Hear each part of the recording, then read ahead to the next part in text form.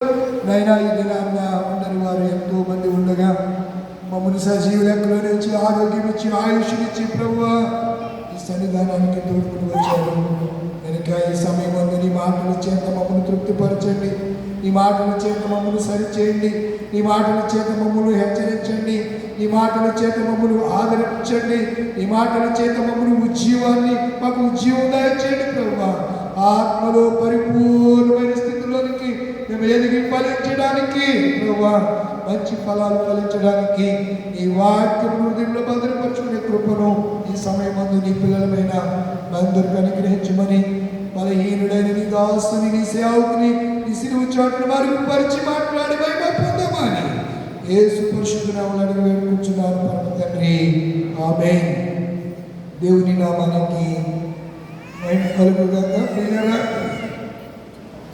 దినాలు గడుస్తూ ఉన్నాయి. అప్పుడే మనం లెంట్లోకి వచ్చాం. లెంటు అనగా చిగురించుట. మనమందరం కూడా ప్రభు కృపలో ఎదగాలి, చిగుర్లు వేయాలి. అలా మన ఆత్మీయ జీవితాన్ని జాగ్రత్తగా పరిశీలన చేసుకుంటూ, ఎక్కడ ఆదామా నీవు ఎక్కడ అని ఒకవేళ ప్రభు ప్రశ్నిస్తే నువ్వు ఎక్కడున్నావు, నీ స్థలం ఏది, నువ్వెక్కడ ఉన్నావు అని దేవుడు అడిగితే, ఇదిగో ప్రభు అని దాసుడు ఆలకిస్తున్నాడని సమూయేలుగా చెప్పగలిగినటువంటి వాళ్ళముగా మనం ఉండాలి. హన్నావలే స్త్రీలైతే హన్నావలే, ఇదిగో ప్రభు నీ దాసురాలి మొరను నీవు వింటున్నావు, నేను నీ దాసురాలను అని చెప్పగలిగినటువంటి ఉన్నతమైనటువంటి స్థితిలోనికి మనము ఉండాలి అనే సంగతిని జ్ఞాపకం చేస్తున్నాను. కొద్ది నిమిషాలు క్లుప్త వర్తమానాన్ని మనం విందాం. ప్రియులారా, బైబిల్ గ్రంథాలు తెరవండి. తెరిచి ఆది కాండములో చాలా ప్రాముఖ్యమైనటువంటి విషయాలు దేవుడు మనకు తెలియజేస్తున్నాడు. ఈ ఉపవాసంలోని ఈ మొదటి ఆదివారం సందర్భంగా దేవుని యొక్క వాక్యపు వెలుగులో మన ఆత్మీయ జీవితాన్ని పరీక్ష చేసుకోవలసినటువంటి అవసరత ఉన్నది అనే సంగతిని నేను జ్ఞాపకం చేస్తూ ఉన్నాను. మన జీవితం అంతా పోరాటమయంగాను, కొన్నిసార్లు వైఫల్యాలతో కూడినదిగా మన జీవితం ఉంటూ ఉంటుంది. ఎప్పుడూ విజయాన్నే మనం వరించి విజయ పదంలోనే నడుస్తాము అనుకోవటం మన అవివేకం. కొన్నిసార్లు దెబ్బలు తగులుతూ ఉంటాయి, కొన్నిసార్లు అపజయాలు ఎదురవుతూ ఉంటాయి. అపజయం వచ్చినప్పుడు, శోధన వచ్చినప్పుడు కృంగిపోక ప్రభువులో మనం నిలబడాలి. శోధన సహించువాడు ఎలాంటి వాడట? ధన్యుడు అని పరిశుద్ధ గ్రంథం తెలియజేసిన ప్రియులారా.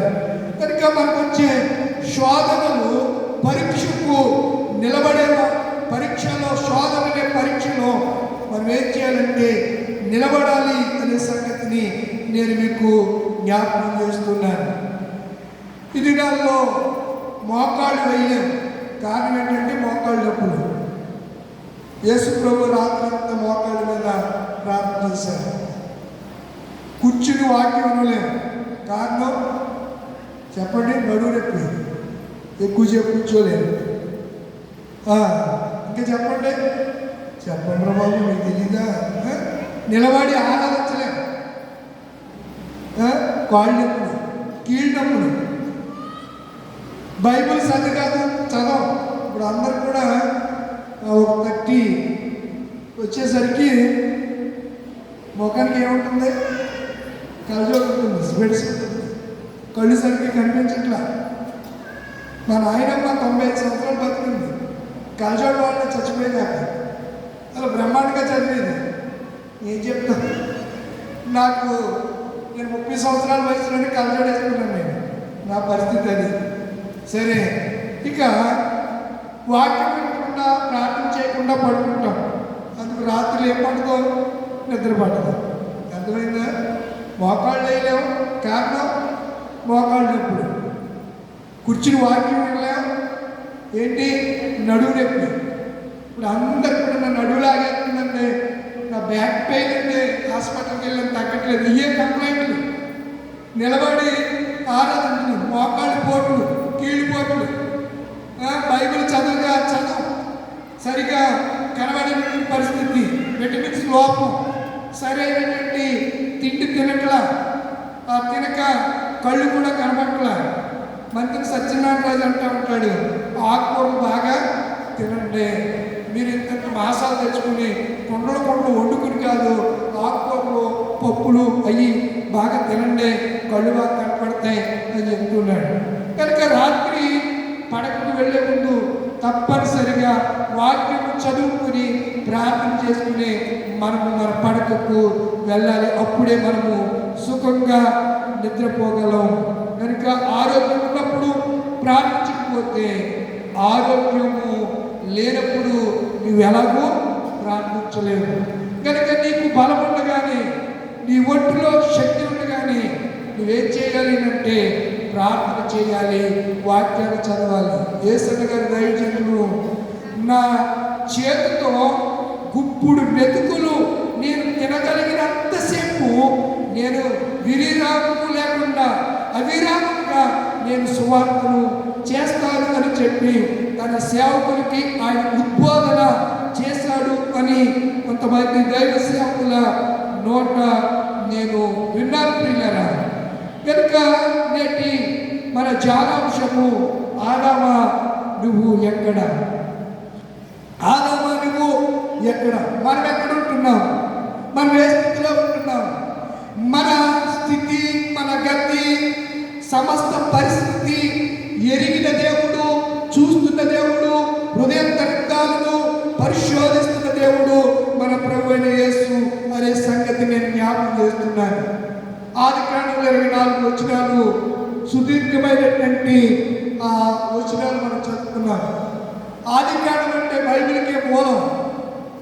ఆ అధ్యాయాన్ని మనము పదే బైబిల్ని ఒకసారి చదివితే సరిపోదు. ఒక అధ్యాయాన్ని నేను ఈ అధ్యాయాన్ని ఇంచుమించు 30-40 సార్లు చదివాను. రాత్రి నుంచి ఉదయం వరకు ఒక 40 సార్లు చదువుతాను నేను ఆ ఒక్క అధ్యాయాన్ని. 24 వచనాలు పదే చదువుతూ ఉంటాను ప్రియులారా. చదివితేనే అందులో ఉన్నటువంటి ఆ థీమ్ అనేది, దేవుని యొక్క మనసు ఏమిటో మనం గ్రహించగలుగుతామనే సంగతిని నేను మీకు జ్ఞాపకం చేస్తూ ఉన్నాను. 9వ వచనానికి వెళ్ళిపోదాం. దేవుడైన యెహోవా ఆదామును పిలిచి, ఆదామా నీవు, ఎవరిని పిలిచాడంట? ఆదామును పిలిచి, ఆదామా నువ్వు ఎక్కడున్నావు? కనుక దేవుడు మనం పిలిస్తే ఆదివారం దినాన్న ప్రార్థన రాకుండా ఎక్కడ ఉంటున్నావు? ఏవేవో పనులు కొన్నిసార్లు బతుకుల చేత కూడా కొన్నిసార్లు దేవుడి సన్నిధికి రాలేనటువంటి పరిస్థితి. ఎక్కడో మన పనుల్లో బిజీ అయిపోతూ ఉంటాం. ప్రతివాడికి సొంత కార్యాలు చేసుకోవడంలోనే శ్రద్ధ ఉంది, కానీ దేవుని మాటలు శ్రద్ధగా వినాలని, దేవుని సన్నిధికి క్రమం తప్పకుండా వెళ్ళాలని, దేవుని సన్నిధిలో దేవుని ఆత్మతో ఆరాధించి సత్యవాక్యాన్ని విని ఆయన చేత ఆశీర్వదింపబడాలి అనే ధ్యాస లేనటువంటి పరిస్థితులు. ఇలా లేకుండా చేసినది ఎవరునంటే శత్రువైన సాతాను, అపవాది. ఆదాము అవ్వలు చక్కగా ఏదైనా తోటలో ఇరాక్ దేశంలో తూర్పునున్నటువంటి, అదంతా చెప్తే పెద్ద ప్రసంగం, తూర్పునున్నటువంటి ఏదేను అనే ప్రాంతంలో ఒక తోట వేసి అక్కడ వారిని ఇచ్చాడట. చూడండి, ఆదికాండం మొదటి అధ్యాయం, ఆదికాండం మొదటి అధ్యాయము 9వ వచనం నుంచి, మరియు దేవుడైన యెహోవా చూపునకు రమ్యమైనదియు రెండో అధ్యాయము 9వ వచనం. మరియు దేవుడనే యెహోవా చూపునకు రమ్యమైనది ఆహారమునకు మంచిదైన ప్రతి వృక్షములోను ఆ తోట మధ్యము జీవ వృక్షమును మంచి చెడ్డలు తెలివినిచ్చి వృక్షమును ఎక్కడి నుంచి బలిపించాడంట? భూమిలో నుండి బలిపించాడు. ఏ తోటలో? ఏదేను తోటలో దేవుడు వాటిని ఒలిపించాడట. చూడండి, మరియు ఆ తోటను నోట్ చేసుకోండి. మరియు ఏ తోటను? ఏ తోట? ఏదేను తోటను తడుపుటకు ఏదేనులో నుండి, ఎక్కడి నుంచి?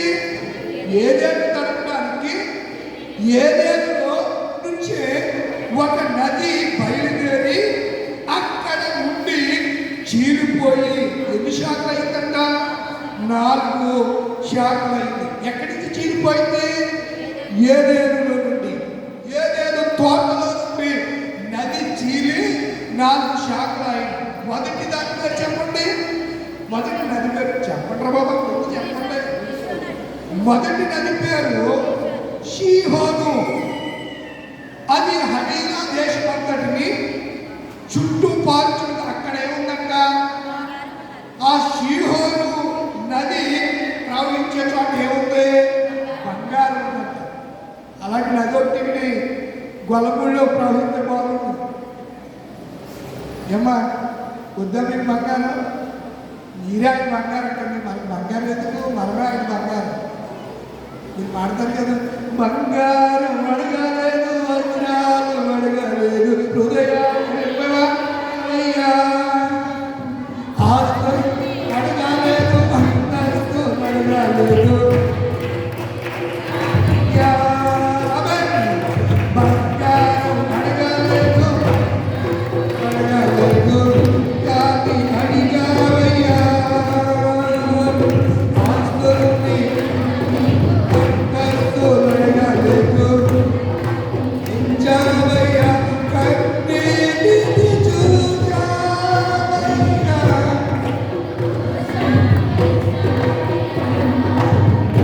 నేనకి కాలేనని నా కోసం వచ్చావయ్యా.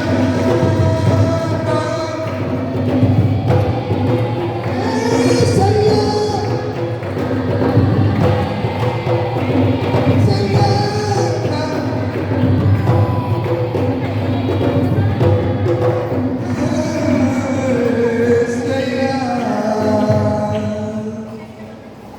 నేను మొన్న కూడా ఇక్కడ చెప్పాను, బంగారం పిచ్చి ఆంధ్రప్రదేశ్లో ఉన్నంత పిచ్చి, బంగారం మీద పిచ్చి ఇంకెవరికి లేదట.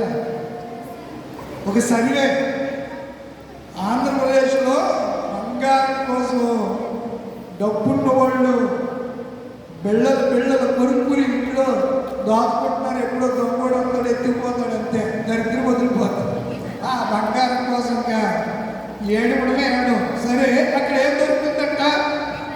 ఆ ఏదేనులో ప్రవహించే మొదటి నది పేరు షీహోను. గుర్తుపెట్టుకోండి, ఏ పేరు? షీహోను. ఆ నది ప్రవహించే ప్రాంతంలో ఏం దొరుకుతుంది? బంగారం. రెండవది హవీలా, ఆ రెండవ నది. ఆ దేశం బంగారం శ్రేష్టమైన, అక్కడ బోడము గోవేదికము దొరుకు. రెండవ నది పేరు గీషోను. రెండవ నది పేరు చెప్పండి. గీషోను. ఒకదాన్ని వివరించడానికి టైం సరిపోదు. అది కూషు దేశం. కూషు దేశం అంటే ఆఫ్రికా దేశం. కూషు దేశం అంటే ఆఫ్రికా. తర్వాత మూడవ నది పేరు సిక్కేలు. మూడవ నది పేరు చెప్పండి. సిక్కేలు. అది అషూరు. అంటే అషూరు రాజ్యం ఏది? ఏంటి మీరు? అషూరు రాజ్యం అంటే ఇరాక్ రాజ్యం. అషూరుని పరిపాలించిన మొదటి రాజు ఎవరు? నెబుకద్నెజర్ అండి. అషూరుని పరిపాలించిన రాజు ఎవరు? నెబుకద్నెజర్. బంగారు వంటి రాజ్యం. తర్వాత మాదియా పారసీక రాజ్యం. ఫస్ట్ రాజ్యం ఇరాక్ అయితే పారసీకులు ఇరాక్ వాళ్ళు. ఇప్పుడు ఇరాక్ కూడింది. అమెరికా వాడు రేపు మాకు ఏం చేస్తాడు చెప్పలేంటిలా? అబ్రహాం లింకన్ యుద్ధ నౌక ఎక్కడికి వచ్చేసింది? ఎక్కడికి వచ్చేసింది? ఇరాకు ప్రాంతంలోనికి, మధ్యధర సముద్రంలోనికి, రెడ్ సీ దగ్గర దాకా అది వచ్చేసింది. సరే ప్రియులారా, అది అష్షూరు ఏమైతే 3వ నది సిద్కేలో అష్షూరు తూర్పు వైపున 4వ నది ఏదనగా యూఫ్రటీస్. మరియు దేవుడైన యెహోవా నరుని తీసుకుని ఏదైనా తోటను సేద్యపరచుటకు దానిని కాచుటకును దానిలో ఉంచిన తర్వాత ఆదాముతో చెప్పాడు. అప్పటికి మా అమ్మ లేదు. ఏ అమ్మ? అవ్వమ్మ లేదు. ఈ మాటలన్నీ చెప్పేసరికి ఏ అమ్మ లేదు. లేకపోయినా మీరు ఉన్నట్టు చెప్తారులే, మీకు టాలెంట్ అని. ఎవరికి? మా అమ్మోళ్ళకి టాలెంట్ లేకపోయినా ఉన్నట్టుగా చెప్తారు. మరి అమ్మ అలాగే చెప్తుంది. ఎవరు? అవ్వమ్మ. చూడండి, ఇక్కడ మనం చూస్తే 15వ వచనంలో నీవు నిరభ్యంతరంగా మరియు దేవుడిని ఈ తోటలో ఉన్న ప్రతి వృక్ష ఫలమును నీవు నిరభ్యంతరంగా తినవచ్చును. అయితే మంచి చెడు తెలియని వృక్ష ఫలం తినకూడదు. నీవు వాటిని తినుమున నిత్యంగా చచ్చినవని ఆదాముకు ఆజ్ఞాపించాడు. అప్పటికి అవ్వమ్మ చెప్పండి బాబు, లేదు కదా. ఇప్పుడు ఈ ఎంత కథాలిందో చూడండి. ఎవడొస్తేని సాతాను వస్తే ఎలా వచ్చాడు? శోధకుడు ఎలా వచ్చాడు? సర్పరూపంలో. అప్పుడు ఆ సర్పానికి కాళ్ళు ఉండేవండి. అప్పుడున్న సర్పానికి కాళ్ళు పువ్వుల్లోకి సరి చేస్తే అర్థమవుతుంది. ఇప్పుడు చెప్పడానికి సమయం కాదు కనుక దేవుడైన యెహోవా చేసిన 3వ అధ్యాయ ప్రారంభం చేసిన సమస్త భూజంతువుల్లో యుక్తి కలిదే ఉండేది. ఏంటంటే సర్పం. అది ఎవరి దగ్గరకు వచ్చింది? దేవుడు ఎవరితో చెప్పాడు? చెప్పాలి. ఆదాముతో తినొద్దని చెప్పాడు. సర్పం ఎవరి దగ్గరికి వచ్చింది? ఆదాము దగ్గరికి వెళ్ళలేదు. ఎవరి దగ్గరికి వెళ్ళింది? అమ్మ దగ్గరికి వెళ్ళింది. అవ్వమ్మ దగ్గరికి. అవ్వమ్మ ఎక్కడ ఉండాలి? ఆదాము దగ్గర ఉండాలి. ఏడు షికారులేంటి? తోట ఉందని ఇష్టమైనట్టు తిరుగుతుందా? అలా ఆయన వదిలిపెట్టేసి ఇప్పుడు కూడా అంటే మీకు ఏం తెలియదు అంటారు కొన్నిసార్లు మగవాడిని, భర్తని. మీకు ఏం తెలియదు అని ఈ ప్రపంచంలో భర్తను అనగలిగింది ఒకే ఒక్క ఆమె. ఎవరంటే భార్య, ఎవరంటే సరిపోదు. మీకు ఏం తెలియదండి, మీరు మాట్లాడుకుంటారు. ఎవరంటే మీరు మాట్లాడి మీకు ఏం తెలియదు. మళ్ళా ఒకలా సరే దానికి ఏం తెలియదు, ఎవరు తెలియదు. అలా ఆయనకి తెలుసు అంటే ఇంక అన్నీ తెలుసు. మరి ఆడవాళ్ళు మాటలు ఎలాగే ఉంటాయి. ఆయనకి ఏం తెలియదండి, మీరు ఊరుకోండి. సరే, ఇక్కడ మనం ఆలోచన చేస్తే అప్పటికి ఎవరు లేదు? అవ్వమ్మ లేదు, ఆదామే ఉన్నాడు. ఇప్పుడు ఆదాము ఎవరి కుమారుడు? దేవుడి కుమారుడు. అంటే దేవుడి గర్భములో నుంచి వచ్చినవాడు ఎవరు? ఆదాము. అందుకే ఆదామును దేవుడు కనినని లూకాసు వార్త 3వ అధ్యాయం వంశవళిలో ఉందని మీరు చూడండి. తర్వాత ఇంటికి వెళ్ళిన తర్వాత చూడండి. ఇస్సాకు యాకోబును యాషౌలు కనెను అనే మాటలు చెప్పుకుంటూ వస్తూ ఆదాము దేవుడు కనెను, ఆదాము దేవుడు కుమారుడని లూకాసు వార్త 3వ అధ్యాయంలో చివరి వచనాల్లో మనం అవి చూస్తూ ఉంటాం. మీకు అర్థమవడం కోసం ఇది ఎందుకు ఇలా చెప్పగలిగింది అని అంటే, నేను మా బామ్మర్ది భార్య ఆమె కన్సీవ్ అయిన నుంచి ప్రార్థన చేయడం మొదలుపెట్టాను. వాడికి కూడా వచ్చాడు. మన చర్చిలో కూడా కొన్నాడు, బాగుంటాడులే, ఇలా చక్కగా ఉంటాడు. ఆడు పుట్టిన తర్వాత బార్సల్ అంటారు కదా, ఏమంటారు అదేనా? ఉయ్యాలు వేసేటప్పుడు ఏమంటారు కదా, అది చేసేటప్పుడు ప్రార్థన చేస్తాను. ఆడు నా యొక్క అదే లోపం చూస్తున్నాడు. నేను దీని గురించి ఆలోచించి ఫింగ్విన్ అని ఒక పక్షి ఉంటుంది. అది గర్భములో ధరించినప్పుడే తన బిడ్డకు ఎలాంటి ఉపదేశం చేయాలో తన నడవని బట్టి, తన ప్రవర్తన బట్టి, తన ఆలోచన బట్టి లోపలుండగా అన్ని విషయాలు దానికి అవగాహన అయ్యేట్టుగా అది ప్రవర్తిస్తూ ఉంటుందట. అలాగే ఎవరైనా కన్సీవ్ అయినప్పుడు ప్రారంభం గురించి మనం ప్రార్థన చేస్తే వారు భూమి మీదకి వచ్చిన తరువాత యేసన్న స్వరమన్నా నీవెప్పుడైనా విన్నావా? యేసన్న స్వరమన్నా నీవెప్పుడైనా ఏదేదో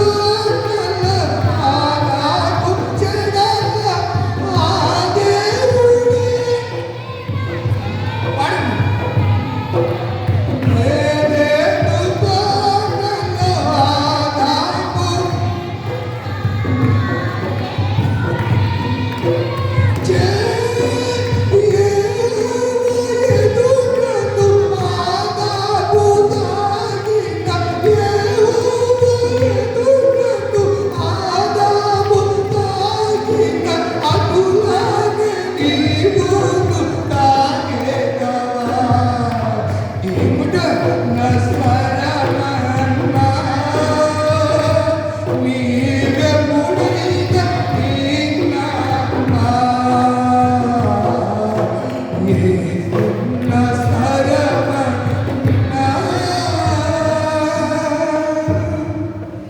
దేవుని స్వరం విన్న ఆదాము తోట చెట్ల మధ్యకు వెళ్ళి దాక్కున్నాడు. ఇంతకీ అవ్వప్ప ఆదాముకు దేవుడు ఈ మాటలు చెప్పేసరికి 2వ అధ్యాయము 17వ వచనములో యేసు దేవుడు ఈ మాటలు ఆదాముతో తన కుమారుడికి చెప్తున్నప్పుడు ఆదాములో ఆమె ఆయన గర్భంలో ఉంది. మీకు అర్థమవుతుంది.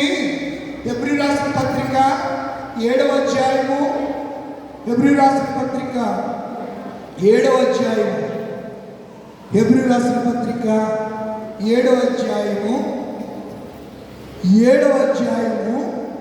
4వ వచనం నుంచి ఇతడు ఎంతో కనుడో చూడుడి, మూల పురుషుడైన అబ్రహాముకు అతని కొల్లగట్టిన శ్రేష్టమైన వస్తువుల్లో 10వ వంతు ఇచ్చాను. మరియు లేవి కుమారులలో నుండి యాజకత్వం పొందువారు తమ సహోదరులు అబ్రహాము గర్భవాసం నుండి పుట్టినను ధర్మశాస్త్రము చూపిన వారి అనగా ప్రజల యొక్క 10వ వంతు పుచ్చుకున్నటకు ఆజ్ఞ పొందిందిరి.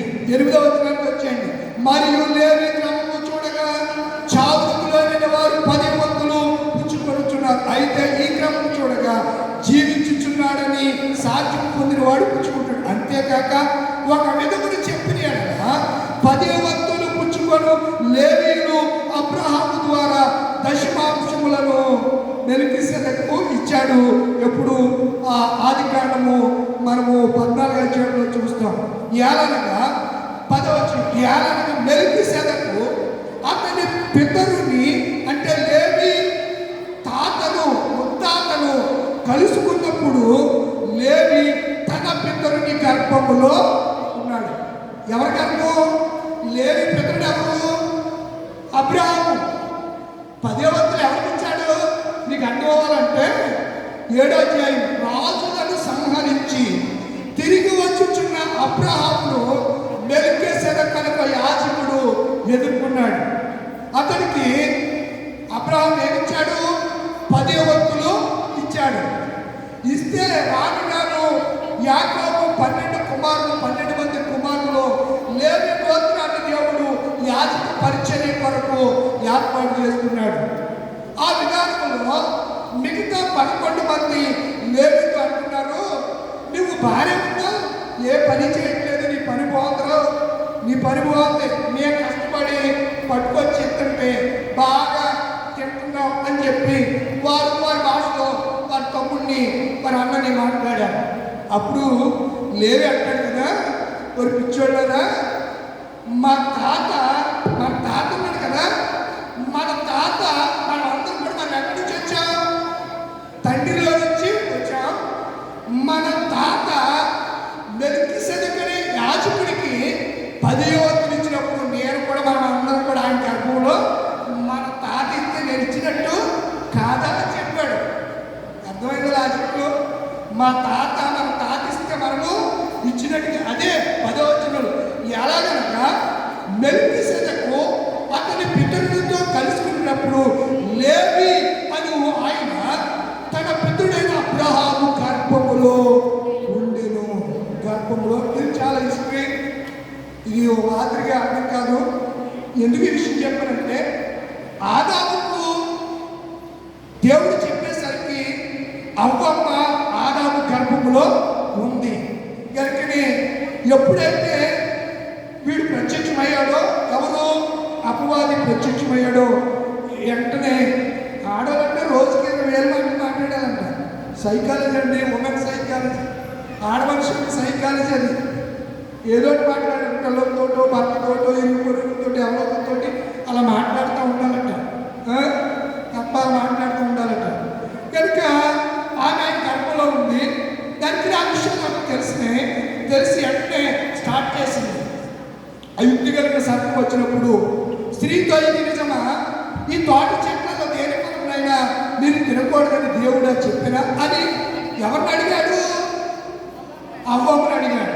అడగగానే అందుకు అవ్వమ్మ ఆ స్త్రీ, ఈ తోట చెట్ల ఫలములను మేము తినవచ్చును, అయితే తోట మధ్యలో ఉన్న చెట్లు ఫలములను గురించి దేవుడు మీరు చావుకుంటున్నట్లు వాటిని తినకూడదనియో వాటిని ముట్టకూడదు కల్పించేసింది. అసలు ముట్టకూడదనే మాట 17వ వచనంలో లేదు. ఎవరుంది అక్కడ? తినకూడదు, నువ్వు తినుమున నిశ్చయముగా చచ్చేదిగా ఉంది. ఇవి ఎన్ని మాటలు యాడ్ చేసిందో మీరు చూసుకోండి, కంపేర్ చేసుకోండి. ఏమంటుంది? ఫలములు మేము అందుకు స్త్రీ, ఈ తోట చెట్ల ఫలములు మేము తినవచ్చును, అయితే తోట మధ్యలో ఉన్న చెట్ల ఫలములను గురించి దేవుడు మీరు చావుకున్నట్టు వాటిని తినకూడదని అలా ఆయన కూడా కనిపిస్తుందంట. పోనీ అప్పుడన్నా అడగాలి కదండి, అలా ఆయన వెళ్ళి అసలు ఈ రోజులు అలాగే ఉన్నట్లే. అందరికి మీకు 33% రిజర్వేషన్ ఇచ్చారు. అసలు మిమ్మల్ని ఇంకా ఎవరో కాదు, చట్టసభల్లోను పార్లమెంట్లోను అన్నీ డ్వాక్రాలో అక్కడ మీరే. నాకేదో రైతు మిత్రాన్ని పెట్టాడు, అదేమో ఎత్తేసాడు చంద్రబాబు. నేను ఎత్తాను, మీకు మాత్రం ఇచ్చేస్తున్నాడు. రేపు పొద్దున వల్ల నేను ఓట్లు వేసి గెలిపించేది మీరే కనుక ఆడపడుచులకి అని చెప్పి మీకు బాగానే ఎత్తున్నారు కదా, మీరు ఏం చేస్తాం? చాలా అదృష్టవంతులు. మేబీ ఐ థింక్ మనం ఆలోచన చేస్తే ఆ చావుకున్నట్టు వాటి తినకూడదు ముట్టకూడదని చెప్పి సర్పముతో అని ఎవరితో చెప్పేసింది? అప్పుడు సర్పం మాట్లాడేది. అందుకు సర్పం ఏంటి, మీరు చావనే చావరు, ఎలాగంటే అవి తినకుండా వాటిని తిని మీరు ఏమైపోతారు? కన్నులు తెరవబడ్డని మీరు మంచి చెట్లు ఎరిగి ఏమైపోతారు? దేవతల వలె. ఇంకా ఆశ మామూలుగా లేదు. అందుకే అంటాడు, దురాశ గర్భము ధరించి. ఈరోజు పత్రిక వాక్య భాగం అదే. శోధన, అపవాది శోధనకు ఆమె ఏమైపోయింది? లోబడింది, జయించలేకపోయింది. లోబడి కమిట్ అయింది.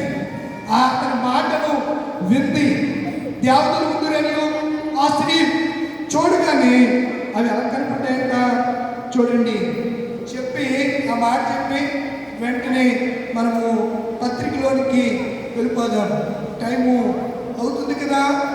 ఒక చక్కని విషయాన్ని మీకు నేను జ్ఞాపకం చేస్తాను. చూడండి, ఆదికాండం ఈ 3:6లో శోధనకి 3 కారణాలు వివరించారు. శారీరక కోరిక కలిగించే ఆహారానికి మంచిది అని ఆమె భావించింది. రెండవది అది అంట సౌందర్యంగా కనపడిందంట. సౌందర్యానికి ఆమె ఏమైపోయింది? ఆకర్షితురాలయ్యింది. ఆ కన్నులకు అందమైనగా అది కనిపించిందట. మూడో విషయం, అది వివేకమిచ్చు రమ్యమైనదిగా ఆమె చూచింది. ఈ 3 విషయాలు బట్టి ఆమె శోధనలో పడిపోయింది. చూచింది, అది చాలా బాగుంది, చాలాసార్లు ఆమె చూసేది. ఇప్పుడు ఆమె కన్నులకు భర్తతో వెళ్ళి చూసేటప్పుడు అదేమి ఆమెకి అంత అందంగా అనిపించలేదు. ఎప్పుడైతే చాలాసార్లు భార్య భర్తలు దూరంగా ఉంటే శోధనలో పడిపోతారండి. అందుకే దేవుడు ఏం చెప్పాడు తెలుసా? వారు బ్రతికినంత కాలం ఎడబాసి ఉండకూడదని చెప్పాడు. అందుకే దేవుడు చెప్పాడు.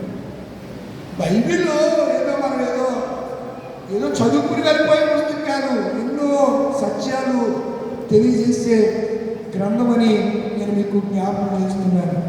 కనుక శోధనలోనికి ఆమె వెళ్ళిపోయింది, పడింది. 7వ వచనంలో అప్పుడు ఆ పళ్ళు తీసుకొచ్చింది. 7వ వచనం, మరి అప్పుడైనా ఎక్కడికి తెచ్చావా? ఈ పళ్ళు పుట్టికి ఎవరి కోసం ఇచ్చాడు? చెట్టు ఎలాగెక్కావు అని అడగాలి కదా. ఏమా మాట్లాడింటే ఎవరు అడగాలి? అడిగాడా? అసలు ఏం అడగలేదు. అడిగినాడు. బైబిల్ ఏది జరిగితే రాస్తుంది, అది రాయబడి ఉంది. పరిశుద్ధాత్మ చేత రాయించాడు. ఏం అడగలేదు, తినేహాడు. అప్పుడు వారిద్దరి కన్నులు తెరబోయాడు. తిన్నాక తెలిసింది, ఒరే మన ఒంటి మీద బట్టలు లేవు కానీ. ఏమే ఇప్పుడు దాకా నువ్వు ఏంటి, నువ్వు ఎలా ఉన్నావా? ఆమంటుంది, ఏంటి నువ్వేంటి ఎలా ఉన్నావు, ఏంటి వస్త్రహీనుడిగా ఉన్నావండి అని చెప్పి ఇద్దరు ఒకటొకరు అనుకుంటూ వీళ్ళిద్దరికి ఏమేసిందంట? సిగ్గేసిందంట. ఏమేసింది? సిగ్గేసిందంట. చూడండి కిందకి. వారు తాము దిగ్గుపురులను తెలుసుకుని ఎక్కడికి వెళ్ళిపోయారు?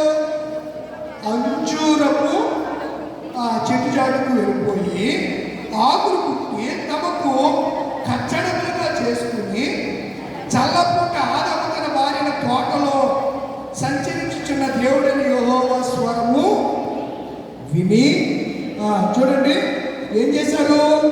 విని తోట చెట్ల మధ్య దాగుకొనగా దేవుడైన యెహోవా మన అంశం ఆదామా అని పిలిచి, నువ్వు ఎక్కడా ఉన్నావు? రోజు అసలు దేవుడు వస్తేనే ఎదురెళ్ళిపోయేవాళ్ళు ఇద్దరు. దేవుడికి తెలుసు వీళ్ళు ఇలాంటి ఈ సైతాన్ గారు వస్తాడు. అయితే ఇప్పుడు చెట్టే లేదనుకోండి, ఒక మాట చెప్తాను. ఏసేపున్నాడు, పాపము చేయడానికి అతనికి అవకాశం ఉంది. ఆ ఇంటిలో పొతిఫర్ భార్య అతను తప్ప ఇంకెవరు లేరు. ప్రతిరోజు ఇవి నువ్వు నాతో పడుకుంటావా అని అడుగుతుంది. ఎవరు? పొతిఫర్ భార్య. యేసేపు ఏమంటాడు తెలుసా? దేవుడు చూస్తున్నాడు. యేసేపు దేవుడు చూస్తున్నాడు. దేవుడి విరోధంగా నీ మహా పాపము నేను చేయలేదు. రోజు శోధన ఎక్కువైపోయింది. ఎవరికి? యేసేపు. రోజు శోధిస్తుంది, రోజు చదివిస్తుంది. ఆ ఇంటి మీద అతనే అధికారి. ఆయన కింద అనేక మంది ఉన్నారు కదా, ఆయన పైన ఎవరు లేరు. యేసేపు పైన ఎవరు లేరు. ఎక్కడ? పొతిఫర్ ఇంటిలో శోధన. రోజు ఆమె శోధిస్తుంది. అయినా ఎప్పుడు శోధనకు లొంగిపోలేదు. ఎవరు? యేసేపు. ఇంకా తన పైచాచికం పారలేదని చెప్పి ఆయనే బ్లాక్మెయిల్ చేసి అడ్డంగా ఇరికించడానికి ప్లాన్ చేసింది పొతిఫరు భార్య. కథ అంతా మీకు తెలుసు. నేను ఎందుకు ఈ మాట చెప్తున్నానంటే, శోధకుడు మనల్ని శోధిస్తున్నప్పుడు మనల్ని ఎవరిని ఆశ్రయించాలి? దేవుడు అంటే ఎవరిని కూడా శోధించడు. దేవుడు ఎవరిని శోధకుడు అనే పేరు ఎవరికి ఉంది? అపవాదికి. దేవుడు పరిశోధిస్తాడు, పరిశీలన చేస్తాడు. దానిని అంటాడు, నా అంతరంద్రియమును నీవు పరిశీలన చేస్తున్నావు. అబ్రహామును దేవుడు పరిశోధించాడు, పరిశీలన చేశాడు. వీడికి ఇచ్చిన ఒక కొడుకుని నాకు ఇస్తాడా లేదా అని టెస్ట్ చేశాడు. అబ్రహాము శోధన చేయించాడా? శోధన నీకు లొంగిపోయాడా? శోధన చేయించాడు. చేయించి జీవ కిరీటాన్ని పొందాడు. అబ్రహామా, నువ్వు దేవుడికి లోబడివాడని నాకు తెలిసింది. నీ కుమారుడి మీద కత్తి పడనివ్వకు అని చెప్పి అతన్ని తప్పించినట్లుగా మనం చూస్తున్నాం. సరే, వీళ్ళిద్దరూ అలా ఉంటుండగా ఎక్కడికి వెళ్ళారు? తోట మధ్యలోకి, చెట్ల మధ్యలోకి వెళ్ళిపోయి దిగమునమని ఆకులు కుట్టుకున్నారు. దేవుడు పిలిచాడు. పిలిచి 9వ వచనంలో ఆదామని పిలవగానే, నువ్వెక్కడున్నావు? పిలిచి అడ్డగీత కూర్చోండి. 9కి పక్కనే అడ్డగీత ఉందా? దేవుడు మాట్లాడుతున్నాడు అని అర్థం. అడ్డగీత బైబిల్ ఎక్కడున్నా అలా ఉంటే సరే నువ్వెక్కడున్నావని. అందుకు అతడు దేవుడితో అంటున్నాడు, నేను తోటలో నీ స్వరం విన్నప్పుడు ఓ మనసా నా మనసా, ఓ మనసా నా మనసా, ఓ మనసా నా మనసా,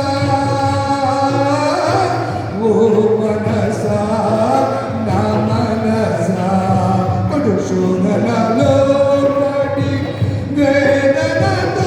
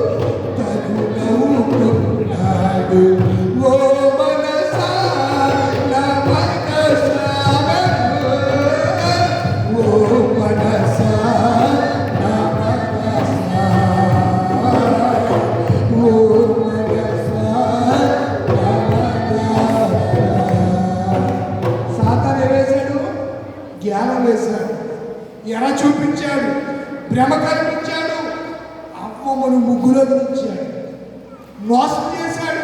అందుకే అంటది, సర్పము నన్ను మోసపుచ్చినందున నేను తిన్నాను. ఎంత కట్టుకథ ఉంటుందండి.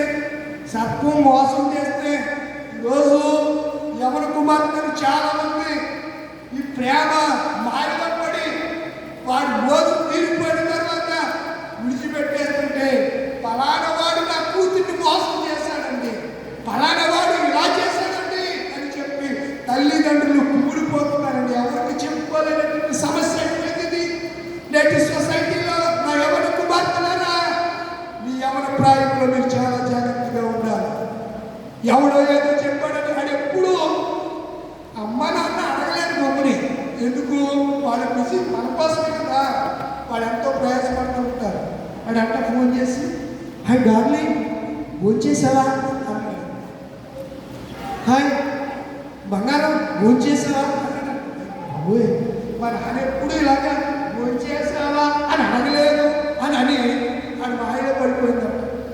ఆ తర్వాత ఏమంటే, అలా అలా ఎవరు?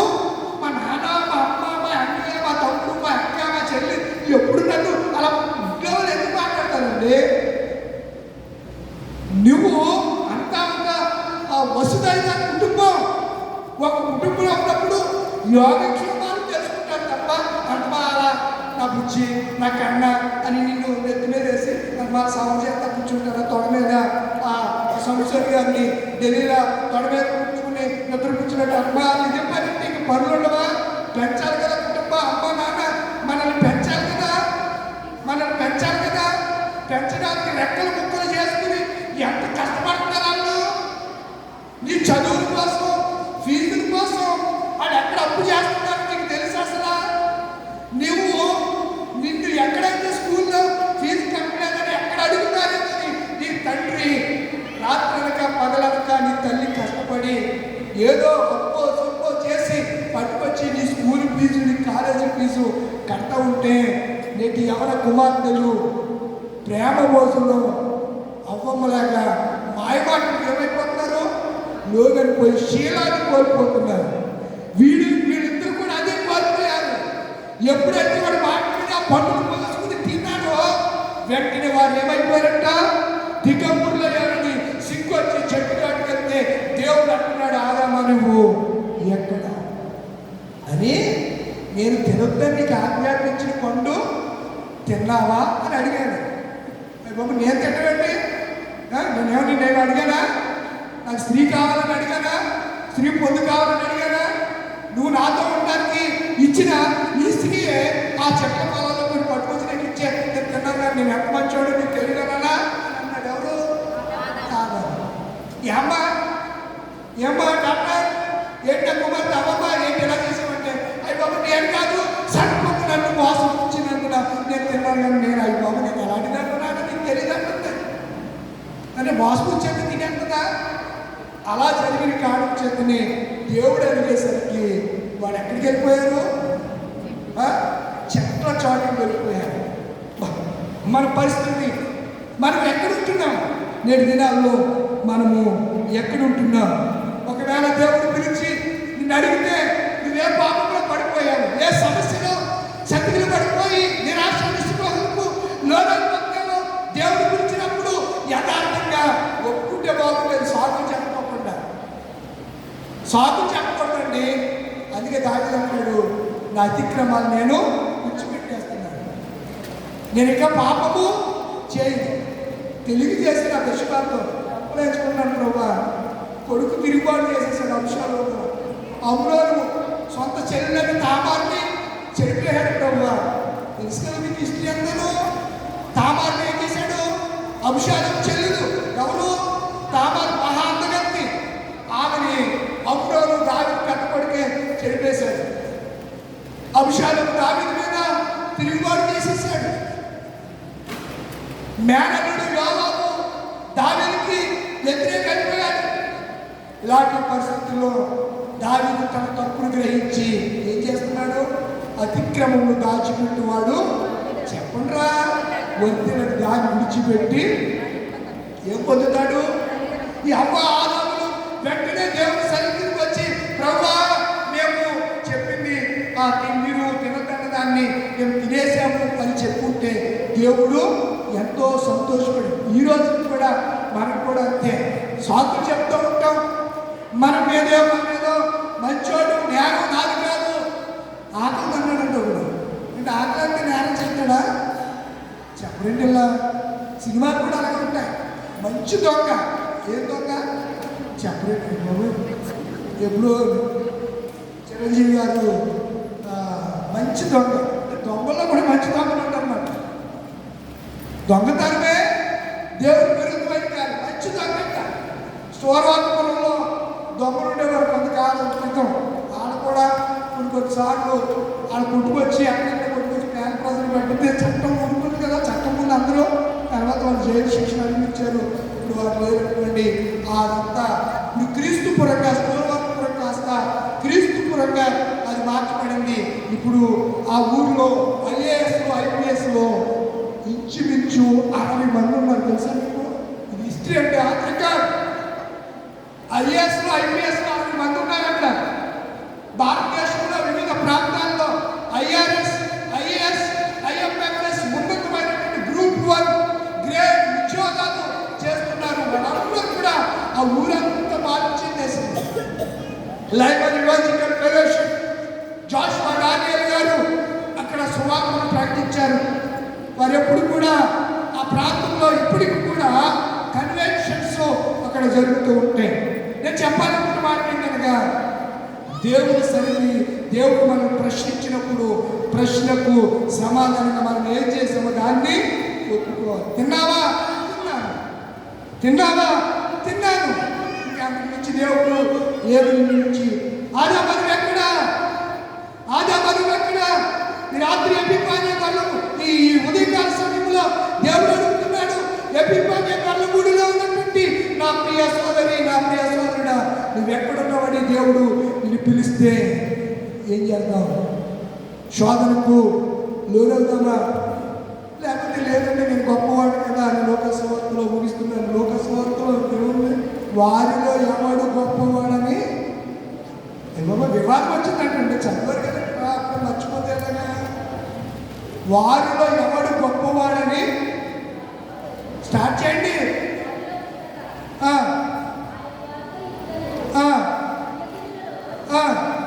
వారిలో ఎవడు గొప్పవాడని వివాదం ఉండగా ఆయన మాట చెప్పాడు, అన్ని జనుల్లో వాడి మీద అధికారం చేస్తారా నాయన, మీరైతే అలా ఉండడానికి వీళ్ళేది. మీరు ఎలా ఉండాలి? ఈరోజు నీ గొప్పల గురించి సంఘాలు నిశ్చయం అయిపోతుందండి. ఘనతలు గొప్పలు కోరుకుంటున్నారు. ఈ గొప్పల కోసం వెళ్ళి సంఘాలని వర్గాలుగా విభజించేసి క్రీస్తు శరీరాన్ని హింసించేస్తున్నారు. పాడుకున్న అపరాధిని సిలువాకు నేనే కొట్టుకుని మనమే ప్రతిరోజు ప్రభువాన్ని మనం హింసించేస్తున్నాం. అందుకే ప్రభు అంటాడు, మీలో ఎవడు గొప్పవాడు కాదు. గొప్పవాడు ఏమై ఉండాలి? పరిచారకుడే. గొప్పవాడు ఏమై ఉండాలి? భోజన పక్కిని కాదు. భోజన పక్కి కూర్చుండేవాడు గొప్పవాడే, కానీ మీరైతే భోజన పక్కిలో కాదు, కూర్చున్న వారికి పరిచారం చేసేవారుగా మీరు ఉండాలి అని అన్నాడు. కనుక నా ప్రియమైన దేవుని పిల్లలారా, మనం ఎక్కడ ఉంటున్నాం? ఏ గొప్పతనంలో పడిపోయాం? ఏ విషయంలో మనము జారిపోయామో ఒకసారి మనము జ్ఞాపకం చేసుకుందాము. ద్రాక్ష తోటలో నాటబడిన అంజూరమా, నీ ఫలమేది? గడచిన ఏళ్ళన్నీ కాచిన గాని, మూడేళ్ళగా నిన్ను వెదకిన గాని, కనకున్నదే వెదకిన ఫలమేది? కనకున్నదే వెదకిన ఫలమేది? ఎదేను తోటలో నీ పితరుడు సిగ్గు కప్పినాడు ఆదాము తండ్రికి. ఏపుగా పెరిగావు, కాపు కాయకున్నావు. ఏపుగా పెరిగావు, కాపు కాయకున్నావు. ఏనాటికి తండ్రి ఆశ తీరేది? ఏనాటికి తండ్రి ఆశ తీరేది? ద్రాక్ష తోటలో నడబడిన అంజూరమా, నీ ఫలమేది? యాజకుడి గ్రంథంలో ఉపమానం ఉంటుంది. చెట్లన్నీ ఏం పెట్టున్నాయంట? చెప్పరండి. మీటింగ్ పెట్టున్నాయంట. తెలీదా మీకు? పెట్టుకుని అంజూరం చెట్టు దగ్గరికి వెళ్ళి అడిగాయంట. అయిపోయింది, ముగిస్తున్నాడు. వెళ్ళి అడిగి మీ మీద మా మీద రాసుకోమంటే అంజూరం చెట్టు ఏమంది? చదివి కదా నేను ఇలా చెప్తున్నా. ఆ న్యాయపతి గ్రంథం 9వ అధ్యాయం తీసుకుని వెంటనే చదివితే అర్థమవుతుంది. న్యాయపతి గ్రంథం 9వ అధ్యాయం. చెట్లు వచ్చి, చెట్లు అంటే మనమే చెట్లు అనుకున్నారు కానీ నాట్యాలనుకున్నారు కానీ, చెట్లు వచ్చి మా మీద అధికారం అయిండు మమ్మల్ని వేరు మరి ఏ చెట్టు అడిగాయంట?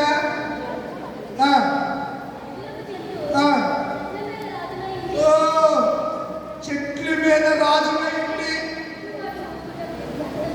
అటు ఇటు ఊగుటకు నా మాధుర్యం, నా ఫలములు ఇవ్వకుండా నాకు అధికారం ఉందండి. ఎవరు మాకు ఇవ్వాలి కానీ అసలు కోతి కొబ్బరికాయ దొరికినట్టే. ఆ రెండో చెట్టు, ఇంకో చెట్టు ఉంది. అటు తరువాత ఏ చెట్టు అడిగాక ఈరోజు పాటలు ఎన్ని ఉన్నాయి. అంజూరపు చెట్టు కిందకి వెళ్ళారు. ద్రాక్ష ఇవన్నీ మనం చూస్తే ఆ ద్రాక్ష వల్లిని అడగక ద్రాక్ష వల్ల ఏమని చెప్పినా, నేను దేవుని మానవులు సంతోషపెట్టి నా ద్రాక్షారసం ఇయ్యక మాని నా వైద్యంగా కొంతమంది ఏం చేస్తారు? తాగిన కానీ గాల్లో తెలియదు. ఎప్పుడు మాట్లాడినా గుర్తొచ్చింది వీళ్ళకి. ఏం మాట్లాడతారంటే ఆ రోజు నీ నోటికి అడ్డు అనుకుంటున్నాం మాట్లాడుతూ ఉంటారు. సరే మంచి పిల్లరా, ద్రాక్షారసమును యువక చెట్ల మీద రాజులైన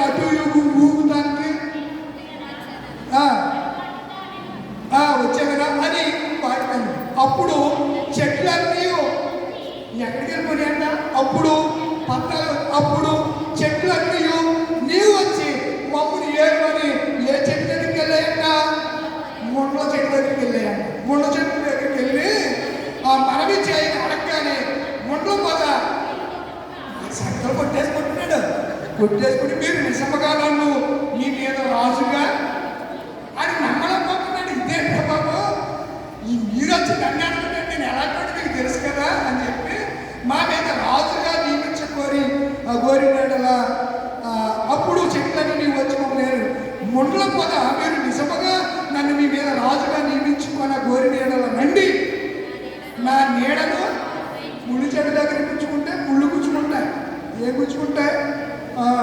వీడు అంటున్నాడు, నా నీడను ఆశ్రయించండి, లేదా వారిని పొడిచేస్తాను అంటేనే, లేదా అగ్ని నాలో నుండి బయలుదేరి లెబానోను దేవవృక్ష చెట్లను కాల్చివేయమని వచ్చిన అడిగిన వాళ్ళకి చెంప మీద కొట్టినట్టు చెప్పాడు. మాట మామూలుగా చెప్పలేదు. చాలాసార్లు మన ఆధ్యాత్మిక స్థితిలో దిగజారిపోయి ఎవరిని తీసి పెట్టుకుంటాం మనకే తెలియదు. ఆఖరికి ఎవరి చెట్టు దగ్గరికి వెళ్ళిపోతాం? ముళ్ళ చెట్టు దగ్గరికి వెళ్ళిపోయారా అంటే మన గాడికి ఇంక ఏముంది, మీరు పిలిస్తే సంతోషం. ఆగమేఘాల మీద వచ్చి ఏమంటాడు? రండి అని చెప్పి మాట్లాడిన నా నీడను ఆశ్రయించండి. నన్ను ఏ చెట్టు అంది? ముళ్ళ చెట్టు అంది.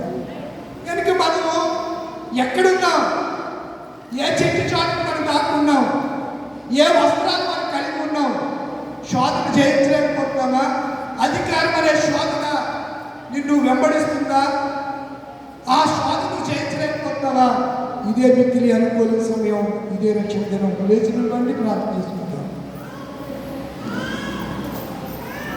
లేచినటువంటి ప్రార్థన చేసుకున్నాం.